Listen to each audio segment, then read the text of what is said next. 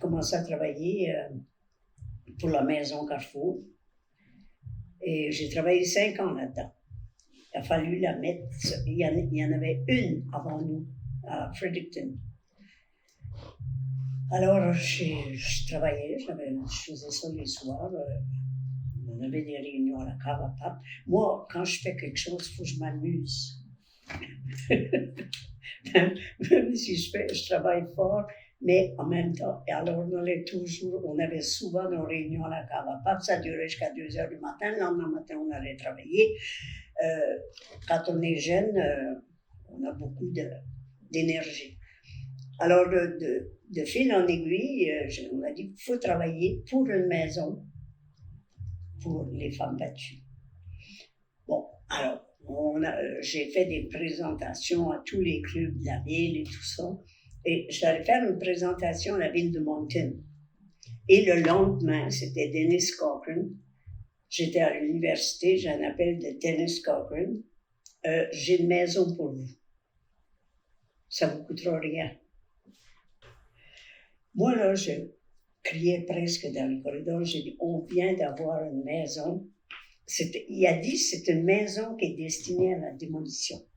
Mais on vous la passe aussi longtemps, pour débuter. Et on a pris cette maison-là, puis on l'a rénovée. Bien sûr, il y avait beaucoup de rénovations à faire pour recevoir les enfants. Et ensuite, il fallait toute la sécurité. On n'ouvre pas une maison comme ça au public, il faut que la sécurité. Et ça a pris à peu près 6 mois à remettre à mettre cette maison-là avec les règles qui s'imposaient pour Et c'est ça. Alors après ça, il a fallu trouver des employés, meubler. Alors, on demandait aux gens, l'Université de Moncton, les professeurs ont meublé une chambre. C'est comme ça que ça a commencé, finalement. Et ça a pris 5 ans parce qu'on n'avait pas trop d'expérience, puis on faisait ça sur notre temps libre. Mais ce que j'ai adoré de ce projet-là, les femmes qui travaillaient là, il n'y avait aucune de ces femmes-là qui avait d'expérience pour travailler avec des femmes battues. Aucune. Mais elles allaient en cours, elles accompagnaient les femmes, elles travaillaient sur leur temps libre. Ils s'étaient donné corps et âme à la mission, comme moi je l'avais été. Moi, je m'appelle Dominique Légère, puis je pense que mes plus vieux souvenirs de militantisme, c'était quand j'étais assez jeune, quand j'étais enfant. Ma mère était syndicaliste pour l'Alliance de la fonction publique du Canada. Fait que c'est elle qui m'a mis à mes premières manifs, puis j'aimais rate ça. Mm-hmm. Je pense que comme quand j'étais jeune, je comprenais pas l'ampleur, mais je trouvais ça vraiment cool de voir comme beaucoup de gens, puis beaucoup de gens qui ressemblaient à des adultes, comme mes parents, comme du monde vraiment comme ordinaire, militer, puis comme avoir des pancartes, puis comme, avoir beaucoup d'énergie, puis on dirait que ça m'allumait. Je trouvais ça très, très, très, très excitant comme ma mère m'a mis dans une manif.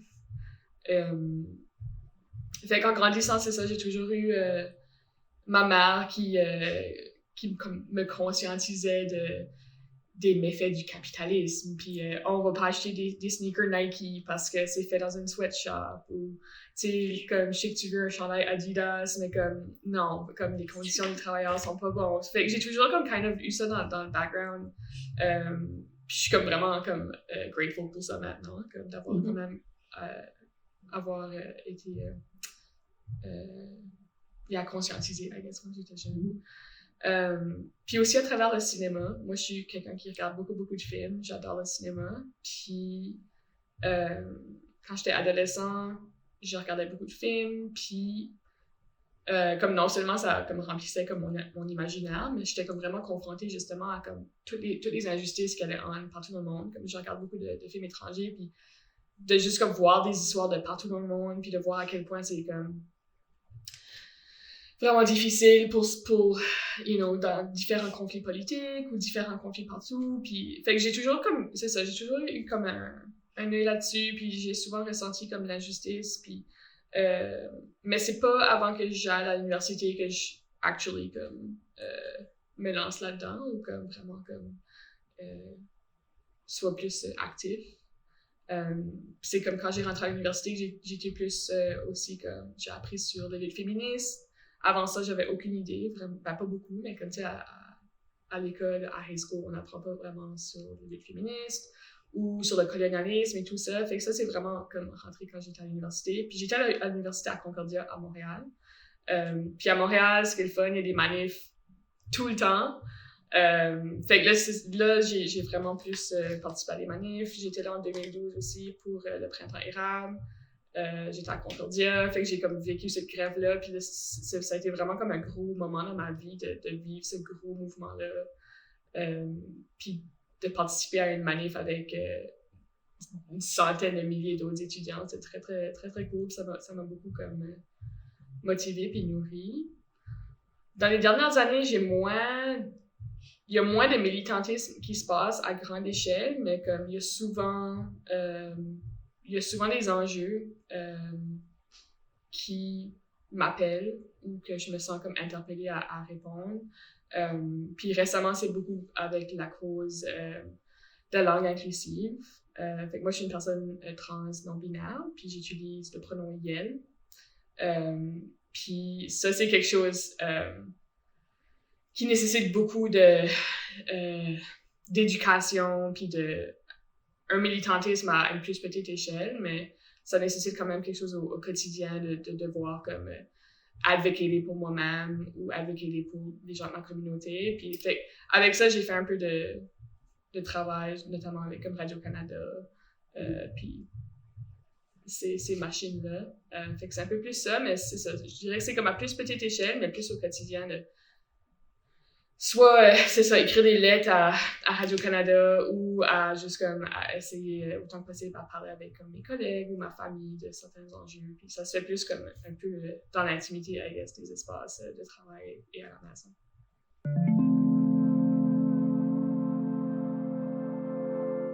Je trouve qu'il n'y en a plus de militantisme. Est-ce que c'est par des lettres? Est-ce que c'est... Je veux dire... Je me rappelle, là, moi, quand j'ai commencé, ben ça, c'est longtemps passé. On ne peut plus se baser là-dessus, c'est sûr, mais c'est ce qu'on avait, c'est les seuls moyens qu'on avait d'aller parler à des clubs d'hommes, hein, les Rotary, les Lions, les ci, les ça. J'avais toujours la même passe, là, tout le temps. Ben, qu'est-ce qu'on fait si les femmes nous battent? Ben, j'ai dit, c'est parce que vous le méritez. Comme il répondait pour les femmes, c'est parce que les femmes le méritent, mais je leur envoyais la même réponse. Et je sentais tout ça, je le ressentais, comment sexiste c'était. Si ça avait été un homme qui aurait été invité pour leur parler, il aurait été invité à table. Ben moi, il m'invitait après. Le militantisme aujourd'hui, on écrit des lettres de temps en temps, il y a une lettre dans le journal, mais est-ce que ça suffit? Je pense que, je sais pas, est-ce qu'on atteint les gens? Est-ce que les gens lisent les lettres? Ils lisent les grandes nouvelles, mais les lettres, là, moi je suis pas sûre que le monde ordinaire lit les lettres. Alors c'est entre nous. Moi je regarde toujours qui ce qui a écrit une lettre, je la lis tout le temps. Mais ça suffit pas. Faut probablement trouver d'autres moyens et ne me demandez pas lesquels, je ne sais pas. J'ai pas de réponse. Mais je trouve qu'il n'y a pas de militantisme. On ne se sent pas engagé. Pourtant, les luttes sont pas finies. Comme je pense que c'est différent, comme mettons, je pense à le militantisme, mettons, à Montréal ou ici. Tu sais, à Montréal, je pense que les gens, comme, il y a quand même une grosse population comme étudiants, et puis les gens, comme, il y a comme un militantisme ici, mais je pense qu'ici, spécifiquement, c'est parce que la plupart des luttes sont prises en main par des organismes, genre, fait tu sais, quand il y a des manifs, genre Take Back the Night ou des trucs de même, c'est RFNB qui l'organise, puis je pense que comme à la fois ça limite un peu comme l'ampleur de ce ce que ça peut prendre. Comme ça feel moins comme si c'est comme pour... Puis là, je me tire peut-être dans le pied, mais ça feel moins comme pour toute la communauté. Ça feel vraiment plus comme pour, genre, les membres du RFNB ou les gens qui suivent le RFNB. Puis je dis pas que ça, c'est mal, tu sais, c'est comme c'est nécessaire, mais comme je pense que c'est ça, il y a moins comme le sentiment d'urgence ou quand il y a quelque chose qui arrive, que comme tout le monde est comme... Tout le monde qui se sent révolté sent le besoin de faire quelque chose. Mais là, maintenant, c'est plus comme à l'échelle d'un événement. C'est structuré C'est maintenant. ça. Et toutes nos luttes ont été structurées, puis ça devient des institutions. Yeah. J'ai demandé, comme je t'ai dit, j'ai demandé au conseil du gouvernement, vous faites quoi? Mm-hmm. En voulant dire, vous faites rien. C'est ça, il n'y a rien J'ai pas dit ça, là. Mais on n'entend pas plus parler des organismes. Les organismes font, je sais pas, moi, ils sont dans leur bureau. Autrefois, c'était plus dans un bureau, là. Bon, on a milité, puis on a dit, ben, faut qu'on ait un bureau. Mais le bureau devient une institution, puis perd son énergie. Puis je pense que, tu sais, le travail que ces institutions-là, c'est quand même du militantisme, puis c'est quand même, tu sais, on le voit pas, mais je suis sûre que quand, tu sais, le RFNB rencontre des politiciens comme en privé, je suis sûre qu'il y a comme autant de travail qui est fait là que... On ne le sait pas. Mais on le sait pas, puis c'est que ça inclut il y a moins de gens qui sont comme inclus là-dedans. C'est ça. Fait que je pense que le militantisme existe encore, c'est juste qu'il prend une autre forme, puis il y a beaucoup moins de gens qui sont inclus. Puis je pense qu'il y a beaucoup de gens aussi qui comme ils feel qu'ils sont productifs. Je pense beaucoup aux réseaux sociaux, que comme ils vont partager des affaires ou ils vont donner à des collectes de fonds, des levées de fonds. Puis je pense que comme pour beaucoup de monde, ça c'est le militantisme. C'est à très basse échelle, puis c'est comme ah ben j'ai donné à tel et tel GoFundMe ou à tel et tel organisme, mais c'est moins comme tu dis, c'est moins gros, c'est moins le fun. Il y a moins d'esprit comme de communauté, puis je pense que ça manque à beaucoup de gens, comme mais je pense qu'il y a plusieurs autres raisons pourquoi ça se fait pas, comme je pense juste comme à la fatigue, au capitalisme, à la vie, tu sais, comme mais c'est plate parce que je pense qu'il y a beaucoup de monde qui aimerait ça, justement, prendre la rue plus souvent, puis plus... Ou prendre la rue, moi je pense ben, tu sais, quand Madeleine Leblanc, qui a fondé, qui était quand le conseil consultatif en place, et Rosella, ben écoute, c'était tout le temps qu'on entendait parler des femmes. Elle s'adressait à une foule, là, Madeleine, là, c'était comme du feu, là. Puis Rosella, elle faisait des réunions une fois par mois, les femmes à déjeuner, à dîner. Elle remplissait une salle, là. Mm-hmm. C'est curieux, mais on a senti à un moment donné, à quelque part, comme j'ai dit, juste, ben ça, je parle de Moncton, là. Tu sais, déjà, on s'est rendu compte que ça existait vraiment, la violence, mais avant ça, c'était caché. Comme moi, je dis, là, dans mon village, j'ai jamais su s'il y en avait. Mais il y en avait, je suis sûre. Je parlais de ça avec ma sœur l'autre jour. J'ai dit, tu sais, notre voisin, là, oh, elle dit, oui, salaud, elle dit, il m'a pris les seins une fois, j'étais là, elle était petite fille. Ben, elle l'a jamais dit, elle le dit maintenant. Tu sais, il y avait plein de choses qui se passaient, mais c'était un peu caché. Aujourd'hui, on en parle, on dénonce, on a fait un pas dans ce sens-là, on peut dénoncer et on ne sera pas ridiculisé. Est-ce que tu sens que le mouvement de dénonciation, comme le fait d'en parler, puis que beaucoup de gens en parlent, c'est une forme de militantisme? C'en est une, oui. Oui. Mais ce que je trouve qu'on a abandonné toutes ces rencontres de femmes où on discutait de toutes ces choses-là. Maintenant, on n'a plus rien, on n'a pas de rencontre entre femmes. Tu sais, comme je disais, le conseil consultatif organisait un dîner par mois. Je Je pense que pour moi, puis pour les gens autour de moi, je pense que ce qui nous empêche d'être plus militants, en fait, c'est la fatigue. Peut-être. Puis j'admire beaucoup quand tu as dit plutôt que quand on est jeune, on a plein d'énergie. Moi, je peux pas dire que j'ai ressenti beaucoup d'énergie dans ma jeunesse, puis je suis peut-être seule là-dedans, mais que je trouve que quand on lutte pour surtout des combats qui sont comme personnels, mais quand on lutte de façon générale, comme ça devient extrêmement fatigant. Puis je pense que c'est un peu là comme le rôle des alliés. Fait moi, il y a eu certains moments dans comme mon militantisme justement pour le pronom YEL, pour un peu comme le droit des personnes trans, comme dans ma communauté. Il y a eu des moments où j'ai senti vraiment beaucoup de colère, puis beaucoup d'énergie, puis justement j'avais le drive, puis j'étais capable d'en faire. Mais après un moment, comme je crash, comme je burn out, puis j'ai plus d'énergie, puis mes amis aussi, comme on est tous un peu à terre. Puis c'est là que j'ai ressenti vraiment l'appel de mes amis alliés qui étaient comme alright, on va prendre le relais, on va continuer le travail que vous avez fait. Puis comme moi, à l'envers de ça, j'ai ressenti un peu cette énergie-là à l'été 2020 où il y a eu les grosses manifs pour le Black Lives Matter. Puis on a eu des belles grosses manifs à Moncton. Je sais pas si tu te souviens, mais c'était l'été 2020.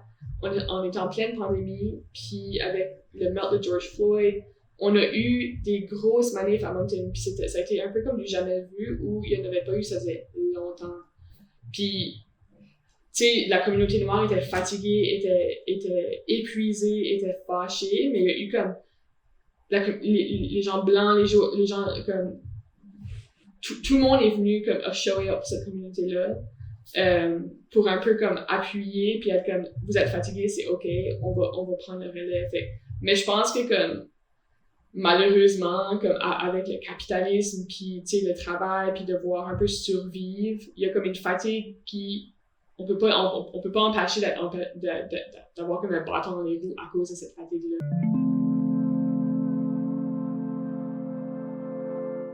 Moi, je pense que qu'importe la lutte, au début, les gens ne nous comprennent pas. Tu parles tu sais, des transgenres et tout ça. Regarde, aujourd'hui, c'est comme déjà, moi j'ai l'impression que ça y est, c'est accepté, ça passe. La même chose, quand on parlait des femmes battues, au début, tu vas dire, hey, ça c'est longtemps passé, là, c'est 40 ans, 50 ans passé. Mais on parlait pas de ça. On n'en parlait pas, c'était intime, ça se passait dans les familles. Aujourd'hui, il n'y a rien. Je pense que toute lutte, le début est difficile. Oui, absolument. Puis toute lutte est encore très, très présente aussi. Tu sais, il y a encore beaucoup à lutter. Puis... Oui. Puis il faut pas, je veux dire, moi, je faisais ça, là, je travaillais à plein temps. On s'en allait, on avait une réunion chez moi, là, puis, ou bien là, après ça, on s'en allait à la cave à pâte, puis on rentrait à 2h du matin.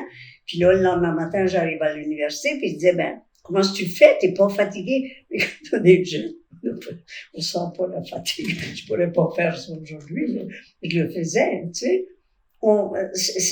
C'est la drive qu'on a, plus que, tu sais. Alors, on sent pas la fatigue, mais à un moment donné, ça frappe. Mais, on devient passionné devant quelque chose. Moi, ce qui me passionne tout le temps, c'est une injustice. Parce que je peux pas endurer, il me semble que tout le monde a droit. Il y en a pas qui doivent être privilégiés, puis d'autres qui n'ont pas, qui le sont pas. On doit tous être sur le même niveau, même acceptation, même qu'on soit noir, blanc, jaune, qu'on soit transgenre, qu'on soit ci, qu'on soit ça. Chacun vit ce qu'il est. C'est pas ce qui arrive, c'est qu'il vit ce qu'il est. Puis ça, c'est... Les gens ont été habitués à voir des hommes, des femmes, et notre société change. Et j'ai l'impression qu'on est beaucoup plus ouvert aujourd'hui. Ben, on l'est plus, ça c'est sûr, qu'on l'était. Mais je trouve le plus que les gens sont ouverts, je trouve que le plus les gens se referment aussi. Ben, il y a ça. Je veux dire, il y en a qui ne changeront pas, là. Ouais. Comme je trouve, moi je trouve dans les dernières années, comme en fait, puis c'est parce que moi c'est ça, je suis vraiment plus dans les luttes comme des personnes trans, comme je trouve que le plus que les gens sont conscients des personnes trans puis de la diversité de genre, je trouve que le plus qu'on entend aussi l'envers de ça, que les gens protègent un peu plus la binarité, donc la femme, l'homme, comme il n'y a rien d'autre qui existe. Fait que je trouve que comme oui, les gens sont plus ouverts, mais ça fait ressortir aussi comme un autre crowd de monde qui sont très vocal about qui sont très, très conservateurs, très... Attends, tout le temps. T'en auras tout le temps, absolument, mais je trouve que, tu sais, il y a comme... C'est ça, moi je trouve que malheureusement, comme oui, il y a comme... La plupart des gens sont très, très ouverts et très progressistes, mais l'envers de ça est aussi très, très loud. Tu sais, elle est très confrontante. Comme tu dis, la lutte finit jamais. La lutte finit jamais. Non, je trouve des générations de féministes qui ont un peu de difficulté avec l'acceptation des personnes trans dans le féminisme. Puis je comprends d'où ça vient. C'est souvent des femmes qui ont justement mené des luttes, qui ont fait beaucoup de manifestations, qui étaient vraiment, vraiment sur le front line de ces luttes-là, justement pour la cause des femmes dans toutes ces facettes-là. Puis que là, après ça, quand il y a des personnes trans qui arrivent en jeu, elle voit ça un peu comme des personnes trans qui délaissent un peu l'identité de femme, que leur lutte un peu comme a mené à rien ou est un peu perdue, ou que les personnes trans sont pas comme reconnaissantes de ces luttes-là. Moi, j'ai vu un peu de ça, puis j'ai entendu quelques féministes d'une certaine génération comme parler de ça. Et de pas vraiment savoir, comme de pas vraiment être d'accord à inclure des personnes trans dans le mouvement. Puis ça, je trouve ça quand même assez difficile parce qu'on est tous... Dans le fond, on lutte tous contre le patriarcat, puis je pense qu'on a beaucoup de luttes en commun. Puis moi, c'est quelque chose que je trouve vraiment, vraiment dommage, puis que... Des féministes, ouais. Ouais. Okay. Qui sentent un peu les personnes trans comme un peu comme une menace à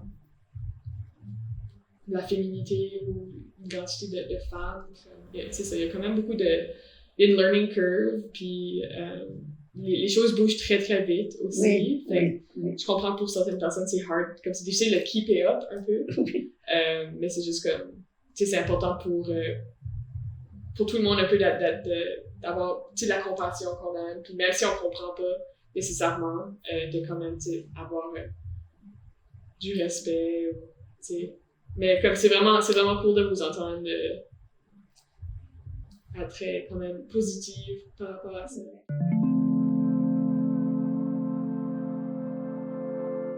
Qu'importe la cause, il faut toujours se joindre à un groupe. Tu ne peux pas mener une lutte toute seule. Ouais, absolument. C'est ça. C'est que, tu sais, le féminisme, comment ça se fait que ça a pris, il me semble que ça a pris tout d'un coup, le féminisme. Je ne sais pas ce qui s'est passé. Comme j'ai dit, moi, ça a été là, ce déclenchement-là. J'étais naïve, là. Je croyais que ça n'existait pas de la violence, moi. Mais tu sais, pour chaque personne, il y a un déclenchement en quelque part. Et c'est sûr qu'on n'a plus les groupes de lutte qu'on avait l'habitude. Tu sais, les marches, là, les manifestations dans la rue, il n'y en a plus beaucoup, hein? Non, mais je pense que ça se déplace ailleurs. Ben c'est ça, c'est dans les réseaux sociaux. Les réseaux sociaux, je crois. Mais ce qui me motive beaucoup, c'est les jeunes. Je commence à avoir cet âge-là où je vois les jeunes d'une façon... Ben, I guess là, je me considère plus autant jeune. Fait que là, j'ai comme un recul. Puis je trouve les jeunes d'aujourd'hui vraiment, vraiment cool. Puis ils m'inspirent beaucoup. Puis je pense que je pense que ma génération, le militantisme a un peu pris le bord, je pense, comme de façon comme urgente et comme moins dans la rue, mais je pense que les jeunes d'aujourd'hui, qui ont 17, 18, 19, 20 ans tout de suite, je pense qu'il y a comme un regain d'énergie que je vois beaucoup chez eux. Je les vois sur TikTok, les jeunes sont tellement cool, puis il y a comme des jeunes très très intelligents qui utilisent justement une nouvelle plateforme de façon très intelligente. Puis je les vois aller sur TikTok, je les vois aller sur Instagram, puis je pense que le militantisme est encore en train d'évoluer puis prendre différentes formes. C'est ça. Puis moi quand je les vois, tu sais, je suis comme un peu rassurée en fait. Je pense qu'il y a des luttes qui sont en très bonne main. Mm-hmm. Mais est-ce qu'ils peuvent parler de leurs problèmes? Parce que, quand on est jeune, bon, tu sais, il y en a qui savent pas qui ils sont, là. Puis ça me fait pitié, tu sais. C'est comme un jeune qui veut pas avouer son homosexualité ou qu'il soit transgenre ou quoi que ce soit, tu sais, il veut pas l'avouer, là, tu sais. Comment il fait? Ben, je pense que c'est ça. Je pense que maintenant, avec les réseaux sociaux, il y a deux côtés. Il y a le côté qui est très isolant, qui est très difficile, puis qui a comme un impact vraiment néfaste sur la santé mentale, comme c'est sûr. Mais je pense que l'envers de ça, où c'est plus facile de se reconnaître chez d'autres personnes, ou de pouvoir vraiment communiquer avec des personnes, ou de se filer justement moins seul. Moi, je sais que les réseaux sociaux ont eu comme quand même un grand impact sur comme, ma découverte de soi puis mon cheminement. Autant que ça a été comme néfaste par bout. Puis, les réseaux sociaux. Ouais, quand même. Oui, hein? Ouais. Est-ce qu'il y a assez de... Y a-t-il des causeries de genre là, dans les écoles? Ben, je pense que oui. Et puis, je pense que, justement, comme le RFNB fait des interventions dans les écoles. Oui. Je pense que c'est les jeunes féministes que ça s'appelle. Oui. Puis tu sais, même moi, tu sais, il y avait pas ça dans mon temps, puis je pense que ça a déjà un impact. Je pense que comme il y a quand même des jeunes qui déjà qui connaissent la lutte féministe déjà à l'âge à l'école, c'est excellent, c'est vraiment great. Puis je pense que comme tu sais, faut encourager ces initiatives-là, comme la RFNB. Est-ce qu'il y a quelque chose pour les garçons? Mais je pense que c'est pour tout le monde. Je pense que justement, comme le RFNB est très intersectionnel dans sa cause féministe, puis je pense que justement... Puis je pense que la lutte féministe est kind of rendue là où je pense qu'on s'entend que c'est pas juste pour les femmes. C'est genre... Le féminisme est effectivement... pour les femmes, pour les gens trans, pour les hommes trans, le féminisme est pour tout le monde. Je pense que les espaces, justement, sont moins axés sur comme juste les femmes. Je pense que comme les hommes et ou autres genres peuvent maintenant être accueillis dans toutes les luttes, la plupart des luttes et espaces. Puis c'est sûr qu'il y a certains espaces que il y a des gens qui préfèrent ne pas avoir d'hommes cisgenres, justement parce qu'ils ont toujours eu la place, où ils prennent beaucoup plus de place que nécessaire. Fait que je pense qu'il y a quand même cette comme nuance-là, I guess. Mais est-ce qu'on a des discussions pour casser ça? Les hommes ont toujours dominé. Est-ce que maintenant, on pourra avoir égal? Mais est-ce que tu penses que les hommes ont ces conversations-là? Ben, je ne sais pas. C'est que finalement, on a des discussions entre nous, mais eux, on leur assigne un rôle. C'est comme ils protègent, c'est des protecteurs de la famille, de la femme, et ci, et ça. Est-ce qu'ils se plaisent dans ce rôle-là? Est-ce qu'ils sont bien dans ce rôle-là? Parce qu'aujourd'hui, la femme a la même responsabilité que les hommes. Elle devrait. Je pense en théorie. Pas encore, non. En théorie, c'est elle ça, n'est pas acquise. C'est pas acquis. Mais je ne sais pas si les hommes discutent la même chose qu'on discute par rapport à... Ben, je pense qu'il y a quand même comme une génération, comme je pense à mes amis c'est genre que comme, tu sais, sont quand même féministes puis qui sont très comme conscientisés, puis je pense que ce qui aide, c'est justement les luttes féministes ont un peu comme ben justement, Nous tracer la voie. à qui donner ces valeurs féministes-là à tout le monde et aux hommes. Puis je pense que comme les hommes sont beaucoup plus capables de juger dans quels espaces prendre de la place. Puis s'il y a des espaces que eux ils ont besoin pour whatever, comme justement en situation monoparentale ou quoi que ce soit, des problèmes d'addiction ou de santé mentale, je pense que comme ils ont les outils aussi Non, pour mais créer tu dis prendre leur place, ils l'ont toujours pris. Ouais, Est-ce qu'on peut leur apprendre à se retirer de cette place-là et la donner? Moi, laisser la place libre pour que les femmes la prennent leur part dans cette place. Justement, mais moi, j'ai beaucoup d'amis de gars qui sont capables de faire ça, qui le reconnaissent, puis qui sont souvent dans des espaces, comme moi, je le vois souvent dans les meetings, que comme, ils prennent un peu de recul, tu sais, puis comme, il y a beaucoup plus de conscientisation, ou comme, puis comme, tu sais, je trouve que comme, d'une part, ça se voit que le travail qui a été fait, on voit des résultats dans ma génération et les générations à venir. Je pense que comme je pense qu'il y a quand même il y a une sensibilisation. Je pense que oui. Moi j'ai beaucoup d'espoir dans les jeunes, dans l'écoute en génération, dans l'écoute puis la compassion aussi en génération. Puis moi c'est toujours le repos. Pour moi, le repos apporte beaucoup. Puis, dans tout militantisme, dans toute forme de militantisme, il faut quand même apprendre à prendre le temps de se reposer pour avoir les forces de continuer avec une grosse drive.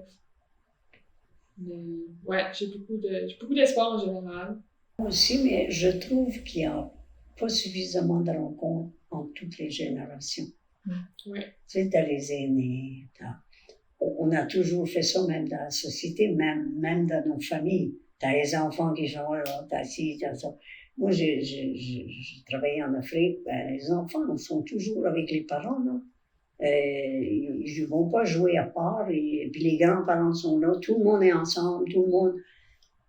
J'admirais ça, je me disais, comment ça, nous, on est divisés par âge.